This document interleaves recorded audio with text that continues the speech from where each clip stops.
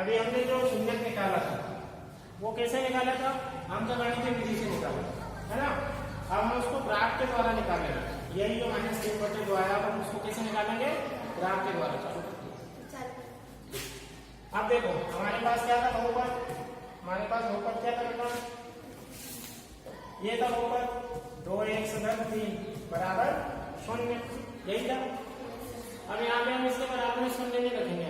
अब क्या करेंगे, ये जो बहुपद दिया है इसको हम एक संख्या y के बराबर में मान लेंगे। क्यों मान लेंगे, क्योंकि जब ग्राफ बनता है तो ग्राफ में बेटा दो अक्ष होते हैं, एक x होता है y।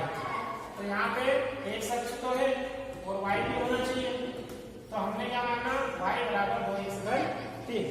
ठीक है, क्यों माना y, क्योंकि हमको यहाँ पे y के भी इसकी वैल्यू चाहिए।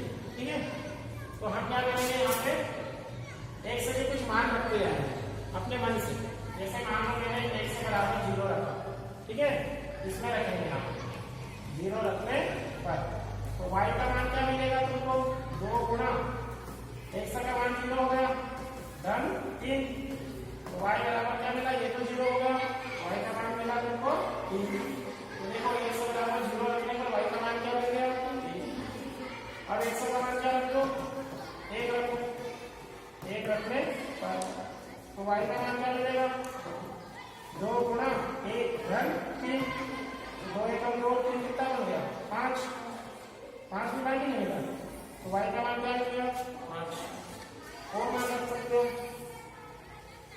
x का मान -1 रख दो, -1 रखने पर तो y का मान क्या मिलेगा, 2 गुणा -1 धन 3, तो y बराबर क्या मिलेगा -2 धन 3, 3 में से 2 जाएगा तो धन का 1, तो y का मान क्या मिल गया धन का 1।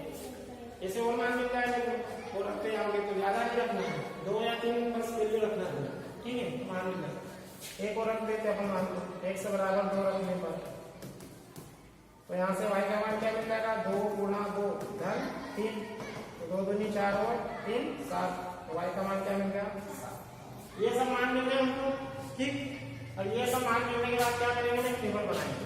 क्या बनाएंगे, टेबल बनाएंगे। उस टेबल में x और y के मान लिखेंगे, x और यहाँ पे रखेंगे y।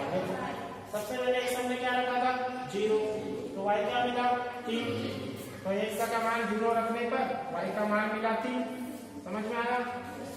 अब दूसरी बार में x का मान क्या रखा 1, तो y का मान क्या मिला 5 मिला ना, तो यहाँ पे x का मान हमने रखा 1, तो y का मान मिला हमको 5। अच्छा, तीसरी बार में x का मान हमने क्या रखा -1, तो y का मान क्या मिला धन का 1, माइनस का 1, x का मान रखने पर धन का 1 हमको y का मान मिल गया। फिर हमने क्या रखा x का मान 2, तो y का मान क्या मिला 7, तो यहाँ पे हमने 2 रखा मिल गया 7। ये x और y का हमने मान निकाल दिया। अब हम क्या करेंगे, इसका ग्राफ बनाएंगे। x और y के क्या रखेंगे, मान रखेंगे ग्राफ में, और जो बिंदु हमको मिलेंगे उन बिंदुओं को मिला देंगे। मिलाने से एक रेखा बनेगी, और रेखा एक अक्ष को जहाँ पे काटेगी वो जो कटने वाला बिंदु है वो ही क्या कहलाएगा, इस रैखिक बहुपद का शून्य मिलेगा, x का मान मिलेगा। अब इतना लिख लो, इसके बाद फिर हम ग्राफ बनाएंगे। ठीक।